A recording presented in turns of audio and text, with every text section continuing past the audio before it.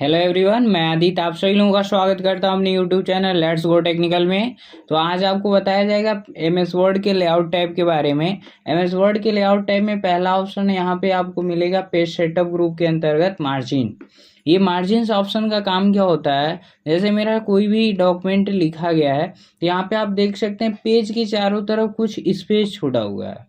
यहाँ पे मेरा कोई भी पेज रहे तो देख सकते हैं यहाँ से हम लिखना स्टार्ट कर रहे हैं और यहाँ तक हमने लिखा हुआ है, और इसके चारों तरफ देख रहे हैं जो स्पेस बचा हुआ है उसी को हम क्या कहते हैं, मार्जिन कहते हैं। तो ये जरूरत के अनुसार हम बढ़ा भी सकते हैं, कम भी कर सकते हैं।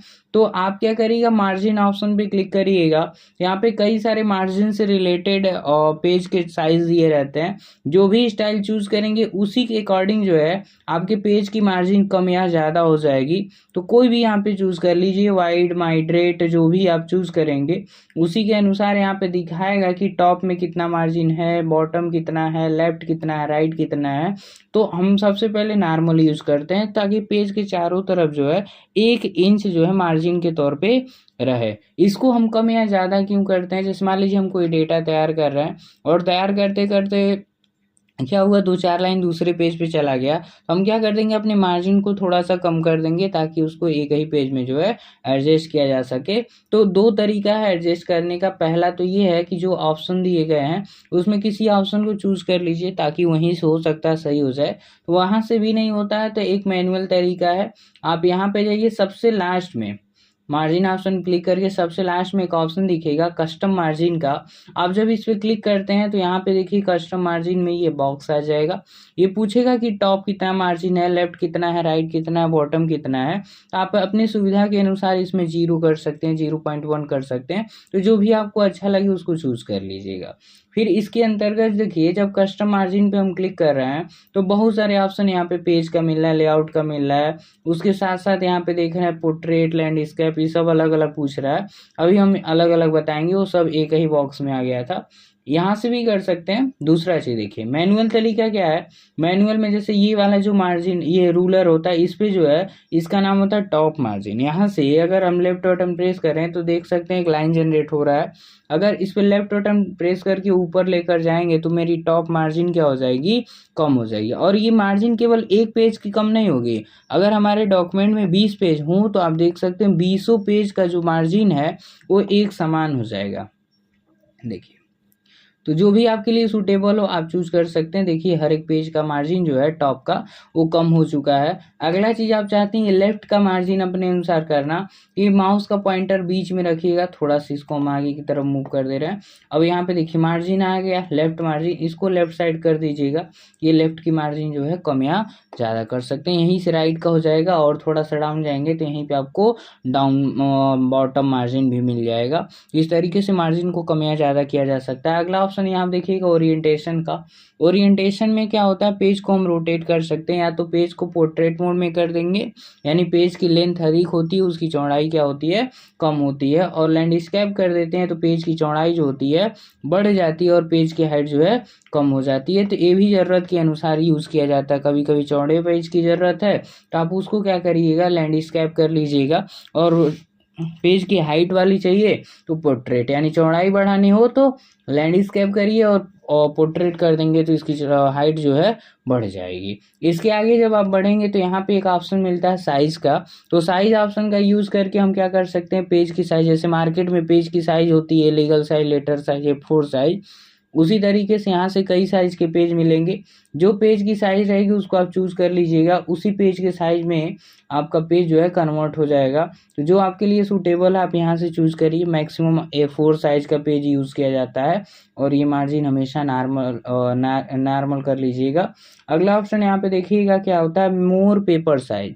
जब मोर पेपर साइज पे हम जाते हैं तो यहाँ पे आपको क्या देखने के लिए मिल जाता है, यहाँ बोलेगा विड्थ कितना है, हाइट कितना है।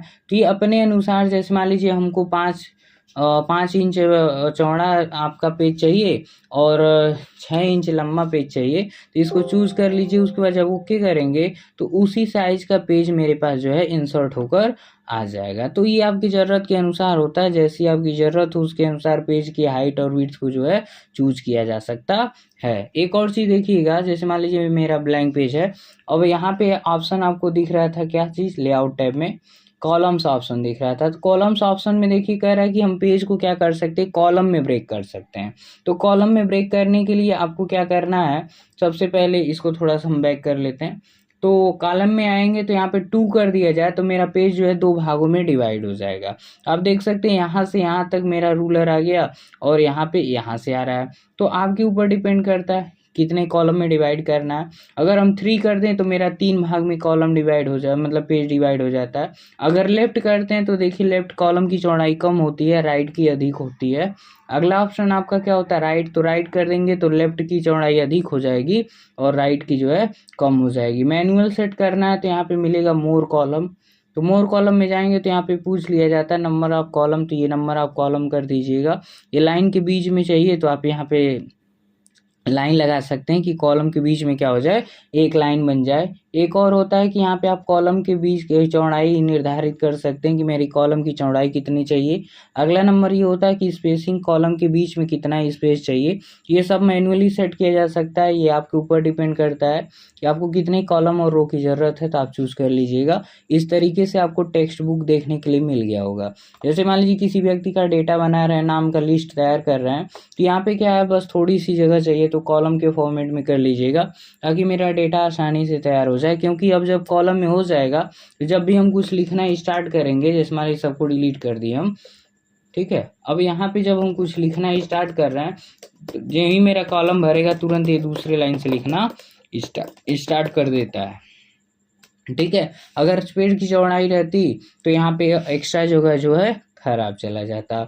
तो यहाँ पे ये ऑप्शन था। एक और ऑप्शन देखिएगा, आपको पिछली वीडियो में बताया गया था ब्रेक ऑप्शन। यहाँ भी क्या होता है, पेज को हम ब्रेक कर सकते हैं। तो जो भी आपकी सुविधा के अनुसार रहे ऑप्शन यूज़ कर लीजिएगा, तो आपका पेज जो होता है ब्रेक होता चला जाएगा। लाइन नंबर क्या होता है, कंटिन्यूअस कर दीजिएगा। आप हर एक लाइन की नंबरिंग जो है कर सकते हैं। तो कंटिन्यूअस में क्या होगा, जैसे लाइन की नंबरिंग हमने किया, यहाँ पे देख सकते हैं यहाँ तक सिलेक्शन था तो यहाँ तक नंबरिंग कर दिया। इसको हम 2 कर देते हैं या 1 कर देते हैं, तो देख सकते हैं नंबरिंग यहाँ तक हुआ है। लेकिन एक और चीज़ आपको देखने के लिए मिलेगा कि ये जो लाइन नंबर होता है हमेशा मार्जिन एरिया में अप्लाई होती है। तो मार्जिन एरिया को अगर बढ़ाना चाहते हैं, कम करना चाहते हैं, तो इस पे आइएगा, आप क्या कर सकते हैं, इसकी मार्जिन एरिया को जो है बढ़ा सकते हैं। जब मार्जिन एरिया बढ़ाएंगे तो मेरी नंबरिंग जो है पूर्ण रूप से देखने के लिए मिल जाती है। अगला चीज़, कंटिन्यूअस पे चेक मार्क होने की वजह से क्या है, आप जब भी इंटर करते जाएंगे, जितनी बार आप लाइन के बदलेगी, तो देखिए यहाँ पे 93 था तो यहाँ पे 94 आ गया है। अगर इसी पे हम जाते हैं और कर देते हैं री स्टार्ट ईच पेज, तो आपका जहाँ ख़त्म हुआ पेज जब दूसरा पेज आएगा तो फिर री स्टार्ट हो जाता है। और फिर कह रहा है कि री स्टार्ट ईच सेक्शन, तो मेरा सेक्शन ख़त्म होते ही फिर वहीं से नंबरिंग स्टार्ट हो जाएगी। तो ये ऑप्शन आपके अनुसार यूज किया जा सकता है। अगर हम चाहते हैं नंबरिंग हट जाए तो उसके लिए नन ऑप्शन का यूज़ करना है, क्योंकि ये नंबरिंग डिलीट नहीं होती है। एक ऑप्शन यहाँ पे बच रहा है हाइपनेशन का। तो हाइपनेशन ऑप्शन का काम क्या होता है, जैसे मान लीजिए हम यहाँ पे इक्वल कर दिए, रेंड कर दिए, एक डॉक्यूमेंट लिख दिए, ठीक है। लिखने के बाद देखिए हमारी लाइन यहीं पे ख़त्म हो गई, कोई यहाँ पे ख़त्म हो गया, कोई यहाँ पे ख़त्म हो गया, तो आप क्या करिए, कंट्रोल ए करिए। कंट्रोल ए करने के बाद चले जाइएगा लेआउट टैब में, हाइपनेशन पे क्लिक करिएगा, ऑटोमेटिक पे क्लिक कर दीजिएगा। यहाँ पे कोई एडजस्टमेंट नहीं हुआ, अभी हम दिखा रहे हैं। इसको हमने कंट्रोल ए करके सिलेक्ट कर लिया, कंट्रोल जे कर दिए, जस्टिफाई हो गया। थोड़ी सी इसकी साइज को हमने इंक्रीज कर लिया, तो आप देख सकते हैं यहाँ पे RE लिखा गया है और इसका जो अलग वर्ड था रिमेंबर्स, ये पूरा वर्ड है, तो बीच में हाइपनेशन लगा दिया गया और जो एक्स्ट्रा स्पेस था वो, मतलब जो स्पेस नहीं था उसका अलग कैरेक्टर जो है यहाँ पे लिख दिया गया। यानी रिमेंबर का RE वर्ड टेक्स्ट यहाँ पे, यानी कैरेक्टर यहाँ पे, बचा हुआ कैरेक्टर जो है दूसरी लाइन में। तो इस तरीके से हम लाइन को पूरा कर सकते हैं। अगर थोड़ी सी और साइज बढ़ाएंगे तो थोड़ा और परिवर्तन देखने के लिए मिलेगा। जैसे मान लीजिए यहाँ पे एग्जाम लिख दिया गया, बीच में हाइपनेशन का साइन दिया गया और हाइपनेशन का साइन देकर जो है यहाँ पे क्या है, एग्जाम्पल का है, तो यहाँ PLE लिख दिया गया। तो इस तरीके से हाइपनेशन ऑप्शन का यूज़ किया जा सकता है। इसके आगे की डिटेल जानकारी आपको नेक्स्ट वीडियो में मिलेगी। तो मिलते हैं किसी नेक्स्ट वीडियो के साथ, तब तक के लिए बाय बाय।